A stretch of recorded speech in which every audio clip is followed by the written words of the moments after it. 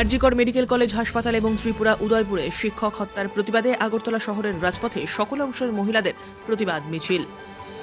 Kolkata RG Kar medical college হাসপাতালে ডাক্তারি পড়ুয়া ছাত্রীকে গণধর্ষণ করে হত্যা এবং ত্রিপুরা গোমতী জেলা উদয়পুরে শিক্ষক হত্যার প্রতিবাদে দোষীদের ফাঁসির দাবিতে উই ওয়ান্ট জাস্টিস এই স্লোগানকে সামনে রেখে আগরতলা রবীন্দ্র শতবার্ষিকী ভবনের সামনে থেকে সকল অংশের মহিলাদের নিয়ে এক প্রতিবাদ মিছিল বেরোয়। এই প্রতিবাদ মিছিলটি গোটা আগরতলা শহরের রাজপথ পরিক্রমা করে সিটি সেন্টারের সামনে গিয়ে শেষ হয়। উপস্থিত ছিলেন ত্রিপুরার প্রাক্তন মুখ্যমন্ত্রী মানিক সরকারের সহধর্মিনী পাঞ্চালী ভট্টাচার্য, সিপিআইএম নেত্রী রমা দাস সহ অন্যান্যরা।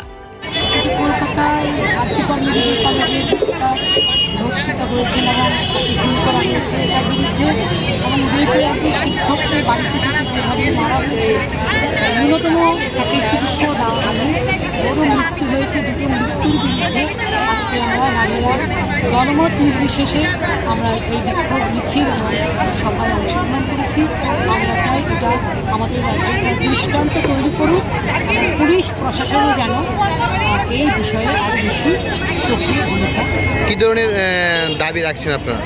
আমরা কোনো দাবি রাখিনি, আমরা শুধু এই দুটি হত্যার বিরুদ্ধে এবং ধর্ষিতা মেয়ে যেভাবে আক্রান্ত হয়েছেন সব কিছুর বিরুদ্ধে আজকে আমাদের বিক্ষোভ সভা মিছিল। সাজা কীরকম চাইছেন? মানে অনেকের ধরনের, কেউ বলছে ফাঁসি, কেউ আপনাদের মানে কীরকম?